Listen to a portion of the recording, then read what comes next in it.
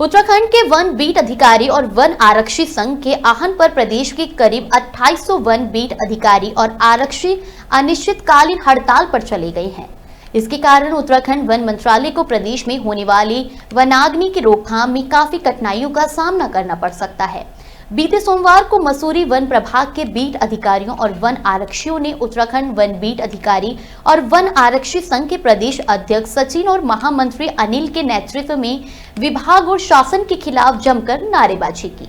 इस दौरान उन्होंने मसूरी के डीएफओ अमित कंवर को कर्मचारियों की प्रमुख मांगों का ज्ञापन सौंपा। उत्तराखंड वन बीट अधिकारी और वन आरक्षी संघ के पदाधिकारियों ने बताया कि पिछले 7 सालों से उनकी प्रमुख मांगों को लेकर शासन स्तर पर वार्ता की जा रही है, जिसमें प्रमुख रूप से उत्तराखंड अधीनस्थ वन सेवा नियमावली 2016 को पुनः लागू किया जाए।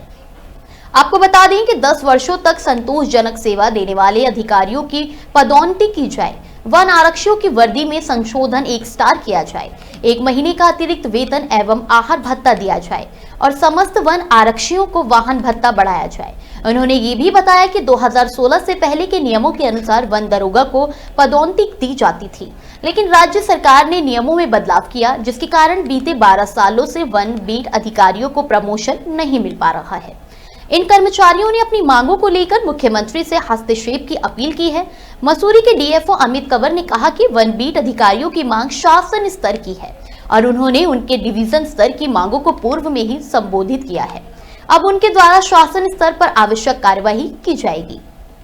आपके चैनल का सर, आपको बता देते हैं हम कि हमारी दिनांक 3 फरवरी को माननीय मुख्यमंत्री जी को ज्ञापन सौंपा गया था अपनी मांगों के संबंध में, और इससे पूर्व भी हमारे द्वारा हमारे उच्चाधिकारियों के समक्ष अपनी मांगों को रखा जा रहा था, किंतु हमारी मांगों की जब अनदेखियां हुई तो हमारे द्वारा 3 फरवरी को माननीय मुख्यमंत्री जी को ज्ञापन सौंपा गया था और उसके संबंध में हमने पूर्ण तरीके से आश्वस्त कर दिया गया था कि जब तक हमारी मांगें आप पूर्ण नहीं कर लेते हैं हम तब तक विरोध प्रदर्शन जताएंगे। तो दिनांक 6 फरवरी से और 10 तारीख तक हमारा विरोध प्रदर्शन चला है काला फीता बांध के। उसके उपरांत 11 और 12 फरवरी को हमारे द्वारा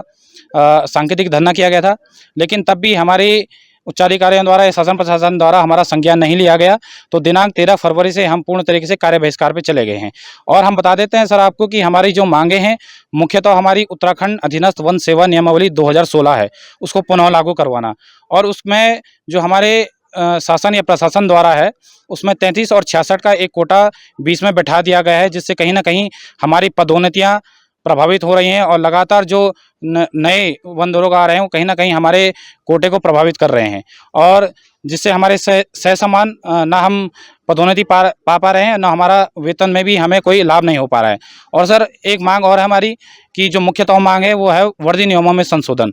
जिसका मुख्यतः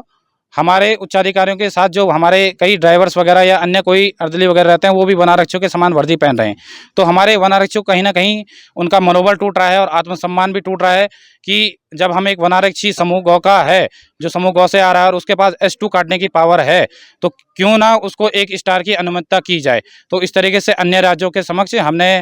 हमारे सक्षम स्तर पर जहाँ पे उच्चाधिकारी हैं उनके समक्ष हमने अपने अन्य राज्यों के जीओ भी लगाए हैं, और जिससे हम 1 स्टार हमें मिल जाता है तो कहीं ना कहीं हमारे आत्मसम्मान और मान सम्मान को भी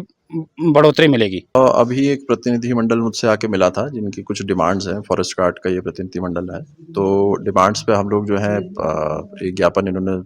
सौंपा है। तो उस ज्ञापन पे हम लोग जो है जो हमारे स्तर की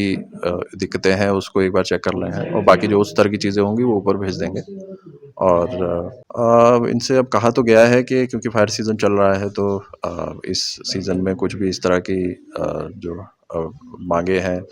क्योंकि उसको सामने रखने का एक प्लेटफॉर्म होता है, तो उसको सही जगह पे मांगों को आगे रखें और जो है अपनी जो भी